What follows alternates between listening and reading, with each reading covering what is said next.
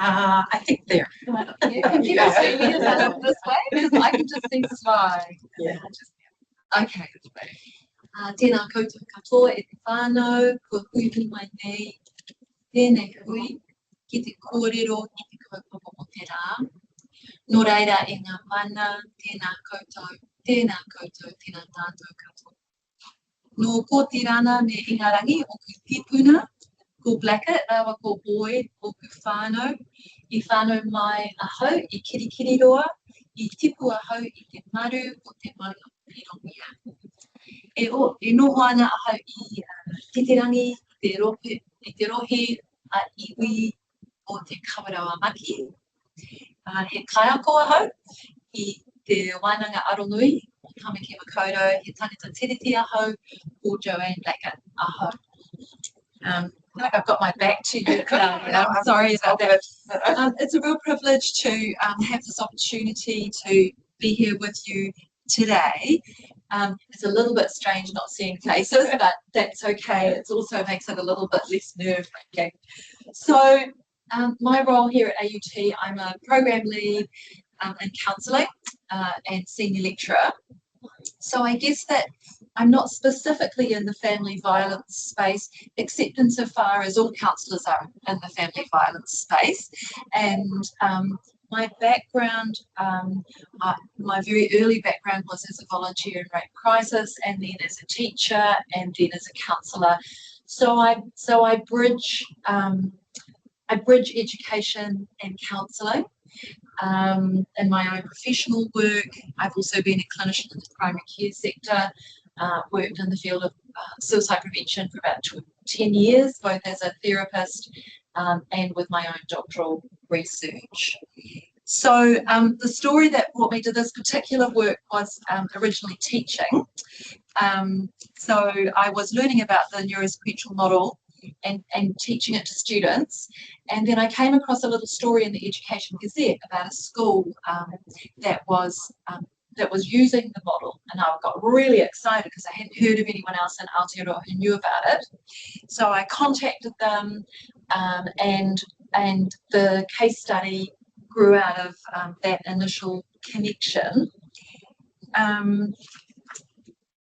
Just to provide a little overview, I hope I'm not saying too many things about information that people already know, but I'd like to give a little bit of background about the understandings of trauma and trauma-informed education that informed this work. Just a little bit. I know there's lots of expertise in the room. A little bit about the neurosequential model in education, and then the case study, and then open up for questions. So I hope that works out okay. It's just like, oh, right. No, I haven't just got to move my paper. I have to move the slide. All right. So trauma-informed education is an emerging paradigm, and it's a response against behaviourism.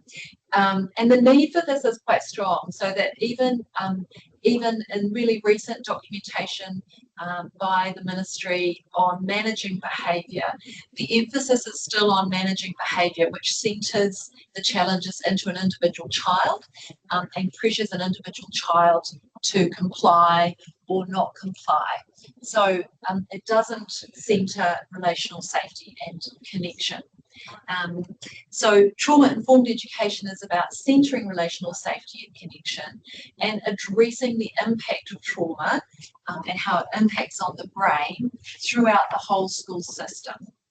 And so you can imagine that to achieve this, it requires systemic organisational change, it needs professional development across the whole staff, and it needs changes in practices by staff.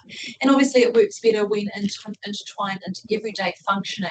So it's an integral, it begins with a kind of a universal approach, which then has points of escalation, as when I say escalation, has points of more intensive responses as needed by particular individuals.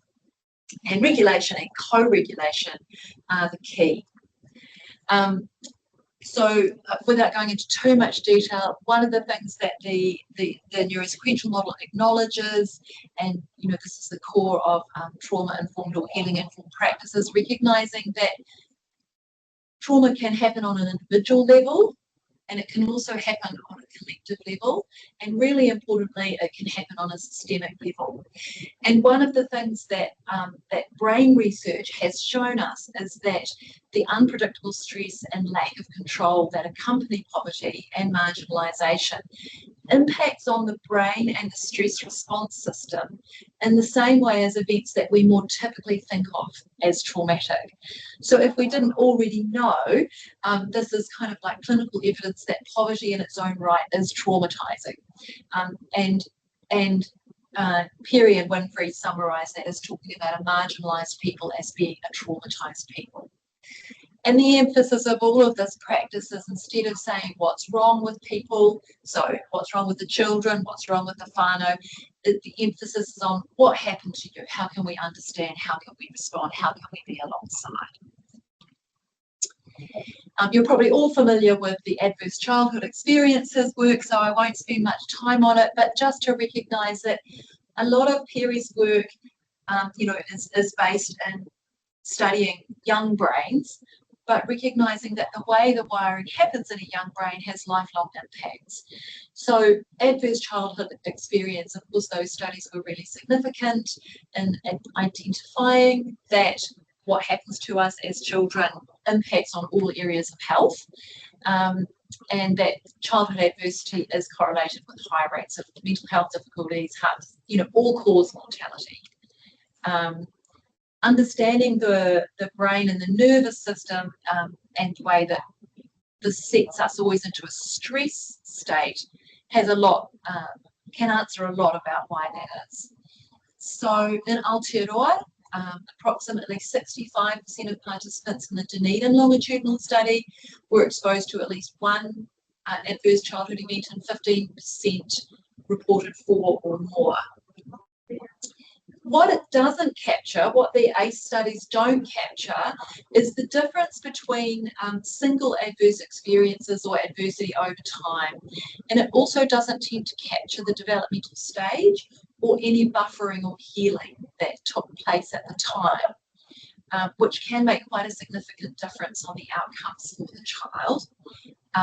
And it also doesn't capture the impact of institutional adversity, such as colonisation, racism, poverty, food and housing insecurity, and all those other forms of marginalisation that so many people are living with. And then, of course, there's a whole lot of children who experience childhood adversity and then they don't have poor health outcomes. So what was found is that family strengths, closeness, support, a sense of importance, responsiveness, nurturing, attentive caregiving is protective. Connection to one's culture, a positive sense of identity, and connection with spiritual community can be protective. So in other words, your history of relational health and your connectedness to family, culture and community is actually more predictive of your long-term mental health than your history of adversity. So that's a little bit about some of the understandings that sit behind the neurosequential model. The neurosequential model itself is like an umbrella term because there's now developed a number of interrelated programs. So it's an evidence-based and evidence-generating approach regarding neuroscience and developmental trauma. It's based on how the brain develops, how adversity can affect this development, and then how practitioners can respond in ways that create repair. One of the strengths and challenges of the neurosequential approach is that it's not linear or prescriptive. So it tells us about the brain, it tells us about how to recognise where people are at in their brain through how they're relating, and then depending on our context, we develop systems that respond to that. But at the heart of it is relationship and connectedness. So there's a flexibility there also that in different settings, people can draw on the strengths that might already be in place. And a comment there from the principal, for many years, often children's behaviours were a mystery to us. You know, what was causing this behaviour? How come we were doing all this good stuff to help, but yet we were still seeing this? I feel that this model is the closest we get to a magic bullet.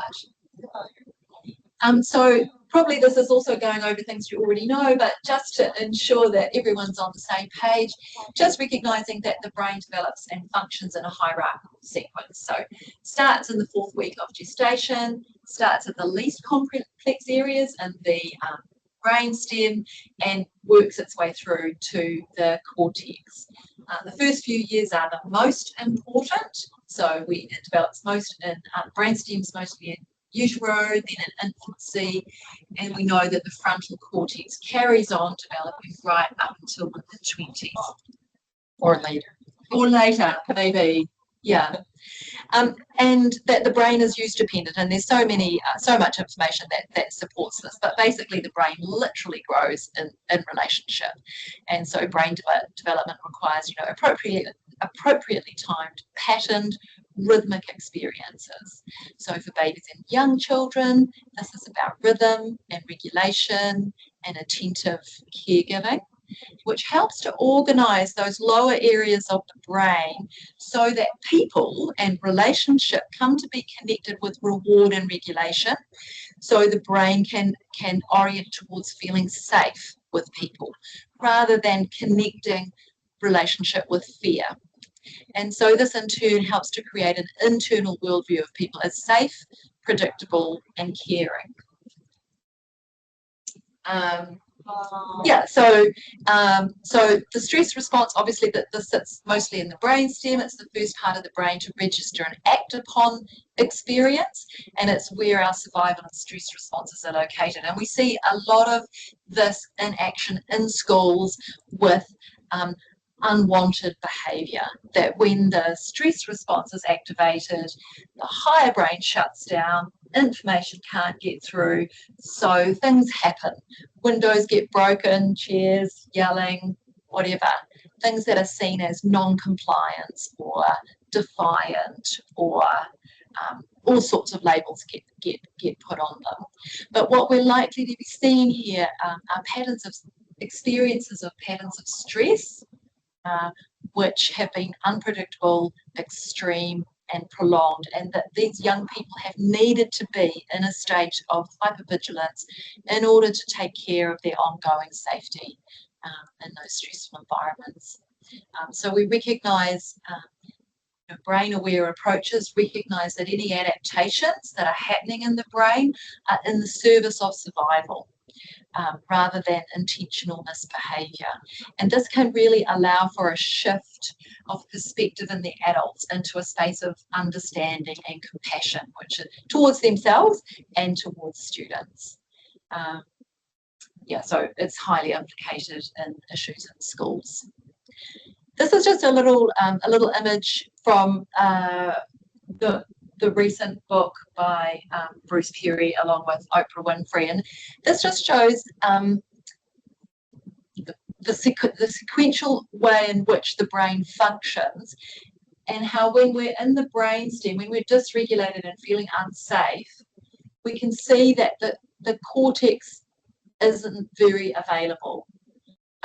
So brain function is state dependent. So when we're in a dysregulated state, we don't have access to our good thinking or our calm states of mind. We want to move, we want to run, we want to fight or flight. When we go through a sequence of regulate, relate, and reason, we can see there that the brainstem takes up much less space and the cortex becomes much more available.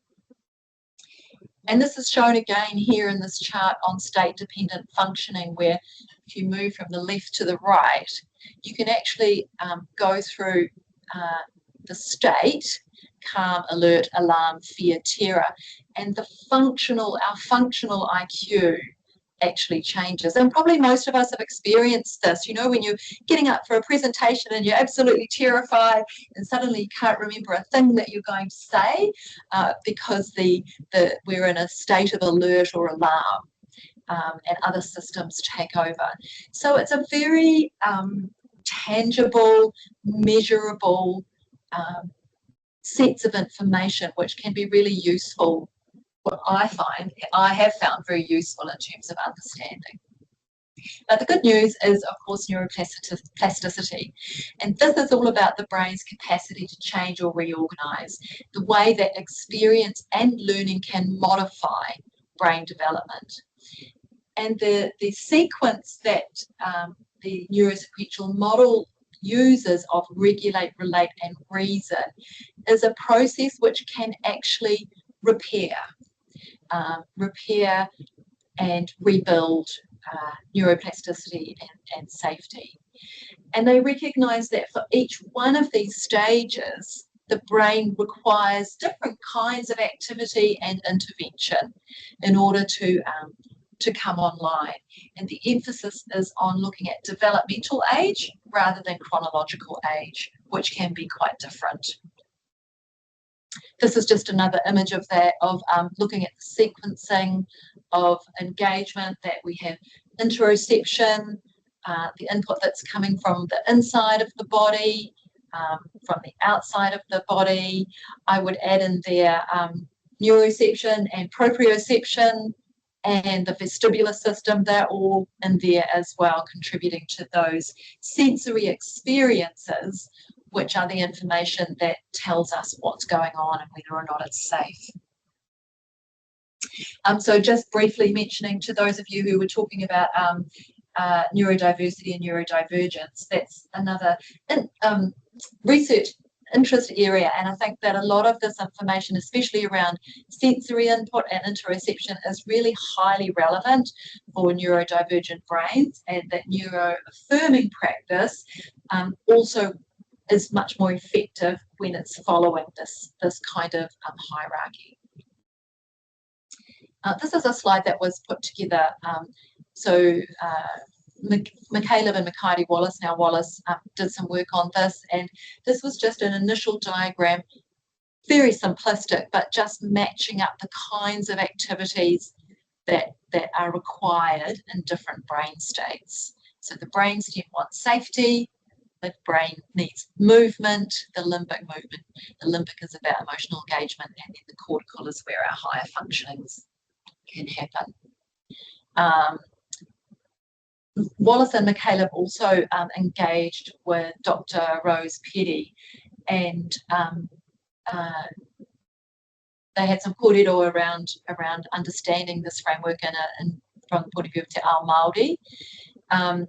And a little bit more about that, but I think if I can remember that the brainstem is connected with the ancestors, that it's the setting within which happens, that Rose Petty considered the limbic movement to be like the parents that are nurturing things into being, and that the child is the cortex, the learner. But these are some of the processes and cultural context, cultural kind of approaches, Te Ao Māori approaches, that can also respond in some of these spaces. I hope this is making sense as we go along. So just to briefly take you through the tiers, and then moving into the study.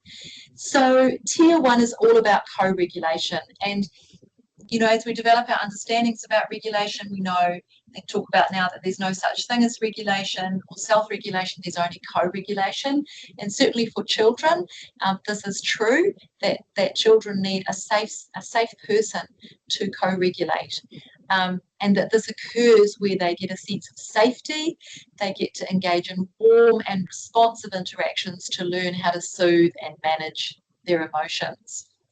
And one of the kaiara here, I haven't included this story in here, but there was a young girl who was coming to school and having a lot of distress when she separated from her mother every day. And so she and the kaiara here would just walk together, just hold hands and walk for as long as they needed to, The little girl would be crying or they'd be talking as long as she needed to until she felt ready. And this became a daily predictable routine that she'd arrive, she'd find the kaiarahi, they'd go walking, and after a month or two, it was no longer needed and the child just herself made that choice that she didn't need the walking anymore. So it's quite a simple intervention, but really effective. And there had been choices made about staffing with kaiarahi in order to enable that kind of relational connection. Of course, regulation starts with adults. We need to be regulated ourselves and offer attuned, safe responses.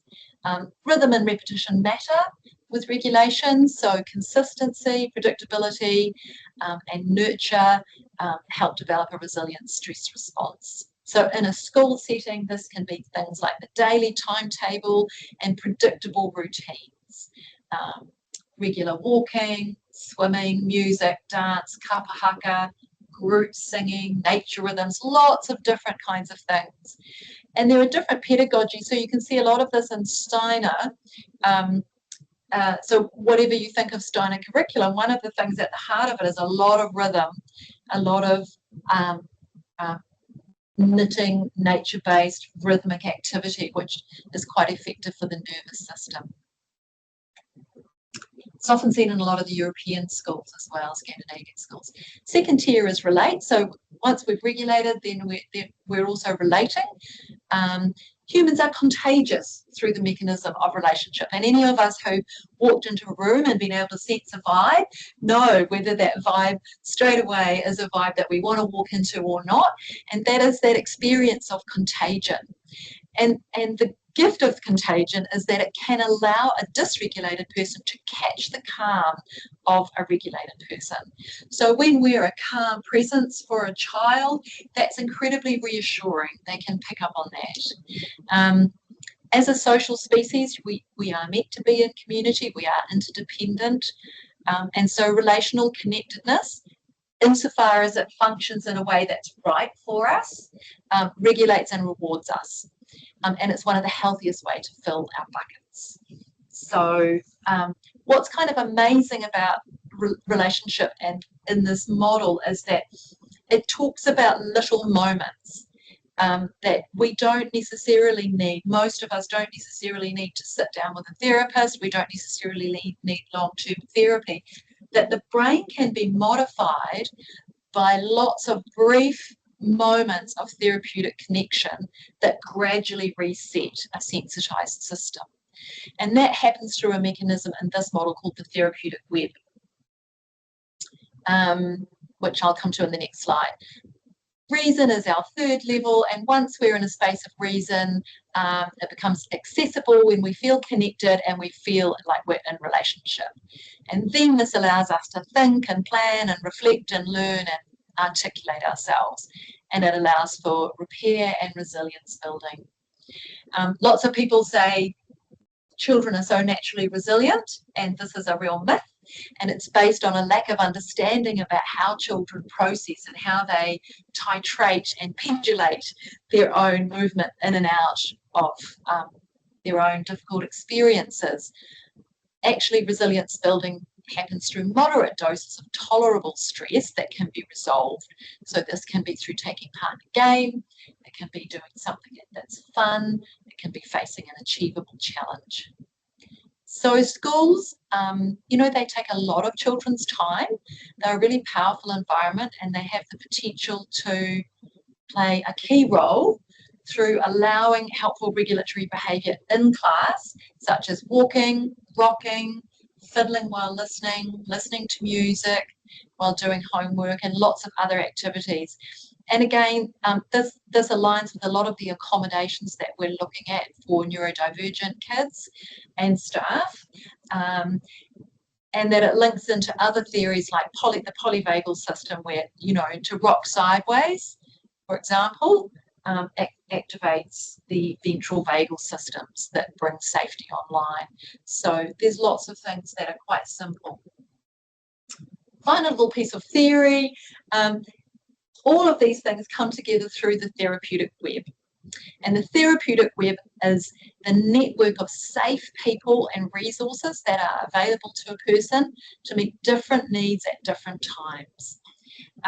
It provides support for the other adults. So the collective nature of it means that there's ideally always more than one adult with whom a child feels safe, and no adult is on their own in the system. Yeah, they emphasise that when a person has friends, family and other healthy people in their life, you have a natural healing environment, and that we heal best in community. I touched on this already. So McCaleb and Makaire Wallace explored the neurosequential model for Māori and emphasised connections between the sequential development of the brain and Te Ao Māori, highlighting ways in which Mātauranga Māori and Tikanga Māori generate and support optimal brain development, and touched on the things that Dr. Rose Petty spoke of about naming the brainstem as the tupuna, the limbic system as the matua, and the cortex as the tamariki. So they developed an adaptation of the neurosequential model in therapeutics in particular, which is a slightly different model. More recently, some of you might be familiar with Te Whare o Oro. This was, I think this came out in 2023. It's exploded online. There's all sorts of resources now, and it brings together polyvagal theory, the neurosequential model, and Mātauranga Māori to guide our thinking and connections to Māori ways of viewing the world, and understanding the whare tupuna as a metaphor to explain brain development and understand the impact of trauma. Obviously, this is not my work to speak to, but I can't recommend it highly enough if you're not already familiar with it. And I think it was specifically developed for working with people living with fetal alcohol syndrome, but it's much more, as everything that is developed for neurodivergence, it's much more widely applicable as well. Hope everyone's going all right. I've got to speed up. We're running out of time. Okay, so my current project took place in a little school. It's a gorgeous little school in Pōneke. It's a primary school in what used to be a Decile 1 school. Now they call it an Equity Index 515. They have a long history of being proactive and community-centred. They were one of the first schools to be a water-only school. They had healthy lunches. They've always had a strong existing foundation of tikanga Māori. They became an enviro school originally out of necessity because the land was crumbling and it had gores. And so the local community, they planted it, and so they now have this beautiful bush site. They have staff that have been there for nearly 30 years, intergenerational family attendance. But still there were these things showing up in student behaviour, despite all these really good things. And the principal came in and, she said, at some point we realised the cavalry weren't coming and we had to sort something out ourselves. So she kicked that off. She did a lot of research, self-funded a lot of training herself, and came across the neurosequential model. This is a little snapshot of the population of the students in the school on the right-hand side, and the population of the staff on the left-hand side. And one of the participants commented, we've got grandkids and definitely children of kids that we've taught as a staff here, and kids who are now on staff. They buy into what we've done and the metamorphosis of different things over the years that's interwoven to create what we are here. So in this little case study, there were 14 participants. They had multiple roles across the school. And that meant in some ways it was, although they were all interviews, it was effectively different data because they had such different perspectives. Some were visiting staff, some were part-time, some were teacher aides, some were senior leadership, and others were classroom teachers. This is a summary of the kinds of question guidelines that I had for the interviews, really just asking people about what their experiences were of being part of this implementation. So there were two things that emerged. One of them were a whole range of changes that happened in the curriculum. So they deliberately chose to have more kaiarahi, so that they had a better ratio, and that the kaiarahi had specific time for relationship. And this helps to establish what's called a biologically sensitive ratio. One of the participants said we need those trusting, nurturing, connected adults in our environment to ensure emotional safety. That's the crux of it, really, in terms of kids and their nervous system. They developed bush play. So every day the juniors spent the morning out in the bush. They got all the wet weather gear from kids can, so it didn't matter what the weather was. They developed loose parts play, where they just have lots of loose stuff where you can make and demake. Formal literacy and numeracy was delayed until the children showed readiness. Couple of the comments people made about that, they have to interpret some of the terrain that they're dealing with. They've got to be physical. There's a place there for every kid in that society. They're finding their own little piece of aiotanga in their own space and their own activity with the person they choose. A lot of the kids who are not very well regulated have the opportunity to do deep muscle work and movement and rhythm, and they learn more balance and social skills, because they were noticing lots of children coming to school without really having had the chance to play, and they didn't know how to play. They hadn't had the chance to do that kind of work that grows their brains. With the older kids, the principal initially ran Thinking Thursdays, where she actually taught about emotions and feelings, understanding the physiology, understanding how to regulate. Now they find that because the juniors are coming in with this new curriculum, it's self-maintaining through the school a lot more. So there's less conscious attention has to be paid to it as the kids get older, because it's become embedded. So they talked about, we see our kids prompting each other, self-monitoring themselves. The kids in the senior end of the school can talk about the parts of the brain, and they can explain it to others. They did an extended lunchtime, and this is part of developing the therapeutic web. So every day the entire staff join the students in the playground at the same time. So you've got predictability, repetition, and rhythm. Some of them, the staff might be the sitting person, someone else might be the active play person, and the children choose who they want to be with on that day, often not their classroom teacher. And one of the participants noted, for some of our little kids who've come from environments where men aren't a positive thing, especially men that are big, the fact they feel calm with you, that's one of the most rewarding. You can't avoid seeing and observing the way kids react with each other, the way they treat each other, and be excited about something that they look forward to doing during break times with your mates or your teachers. As well as that, they have a whole lot of just fabulous events. So it's very seasonal. They're very connected in with the grass snowboarding, the blackberries. One of the teachers talks about, because they have a lot of bird life, that they use the seasons for a lot of their teaching. They're very connected in with that. They have language assemblies, gardening, school concerts, lots and lots of different things. And one of the visiting teachers said, I've noticed overall the connection between the teachers and the students, and there's a coherent community. I could imagine them being my nieces and nephews. Like, I kind of feel that connection with them. It's just more of a whānau. Leadership emerged as something that was really important, that it wouldn't have happened without somebody deciding to drive a lot of that change. That's a challenge, but I must say she's gone on to, because she then trained as an advanced trainer in the model, she's gone on to be able to provide training to other schools, so there's a flow on throughout the whole community up to the high schools. They talked about her as someone who brought people along with her. And knowing that it's there as a firm foundation, it's not floaty, it's a way of being. Although we weren't focused on outcomes in the children, a number of people, nearly everyone commented on this, that they used to have this incidents book, which was part of the PB for our positive behaviour for learning. And they would have pages every year of things that ranged from broken windows, biting, kicking, leaving, throwing, lots and lots of quite serious things.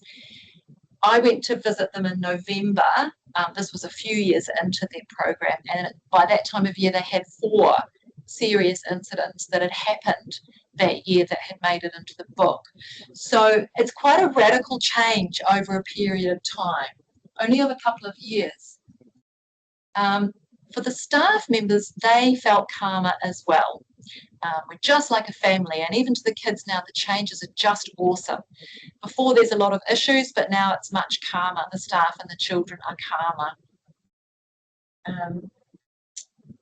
There was a whānau liaison created. That role, and her role is specifically to connect with whānau, because they want the sense of safety to extend out to parents. They want parents to feel as safe as the children. So they have a room, people can come and hang out, they can, they've been trying out hosting events, the principals at the gate every day. So a lot of they've made access really accessible. And just some of the experiences, these were the kaiarahi, the teacher aides, and one of them said, could I just say, when I heard about it in theory, I thought this was a bit weird. I was like, what is this? I wasn't fully supportive because it sounded really strange. But when we started to put it into practice, even watching the other staff, it's the outcome that just blows me away. I didn't know we'd get such amazing outcomes. One of the kaiarahi learned about it from her nieces and nephews initially before she was working at the school. She said, the children pulled us up on showing mana to stop yelling and teach us breathing. They were role modelling that to us. And they were teaching us breathing techniques to calm down so that we could then reapproach them, which I thought showed an openness on the part of the adults as well. That was really cool. A lot of them talked about ways that they changed. So they became aware of their own patterns of stress. They became aware of their own stresses that they'd been dealing with. And so they had to go through change as well. And you can see that in some of the comments there. I feel empowered, understand more about what's happening and how to respond. It's good to start with my brain to teach myself how to act with that student. Movement's regulating for me. The teachers, similar kinds of training, they also have extra training where they're focusing on particular children and working at a slightly more intensive level with individual students. And they brought different experiences. I think with the teachers, they already have much stronger ideas. They might be having their own approaches. So in some ways, it can be tougher to get them on board and start a new way of being. But in other ways, they also bring other things with them. But they were all still really looking for, they wanted something.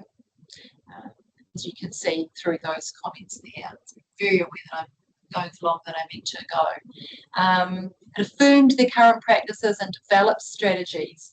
You're always looking for what is the behaviour telling you. And some people are saying that's one of the key things with the model. Instead of what's wrong with that person, what's happening for that person? So emphasis on co-regulation, where the responsibility is shifted from the child to the relationship. Used to do time out, but what we do now is we tell them to take a deep breath in and wait till they're calm. So there's a lot more co-regulation and upping. I just want to skip through a little bit because I do want to share with you the model that they've actually developed, and I'm going to run out of time, but you'll be able to come back. So one of the things that emerged out of this is that they've developed their own indigenous model. Well, it's emerging, called Te Ao where they're bringing together the neurosequential model with Te Whare Tapawhā. So what they're talking about is centering Te Ao Māori within the neurosequential model. Te Aotanga, which means calmness and serenity. So it was co-created between the principal and the deputy principal. They've used Te Whare Tapawhā with permission, and they're looking at the connection between Te Ao Māori and the Māori and the neurosequential model. It's looking to Te Ao Māori to identify protective and healing factors, and is working with a braided river kind of approach. The heart of Te Aotanga, sorry, I missed a macron there, is Te Whare Tapawhā. And the name of it comes from a whakatauki, ka tuku, ka tau te puihu. When the dust settles, ka putu te ao. peace will prevail. So it's recognising the interconnected nature of whānau, tinana, hiningaro, wairua and whenua. Has a central po of whanaungatanga and atawhai, which incorporates safe, trusting relationships, belonging, knowing where one comes from, language and tikanga, based on haumarutanga, security and safety, and trauma-informed practice, neurosequential model, adverse childhood experience research all highlight the importance of these connections. So brings in waiata, haka, dance, all of those things that you can read there. So this is just one story. Participant says the tūranga waiwaitanga that kids have got is based on a sense of belonging and believing they're actually part of a bigger thing.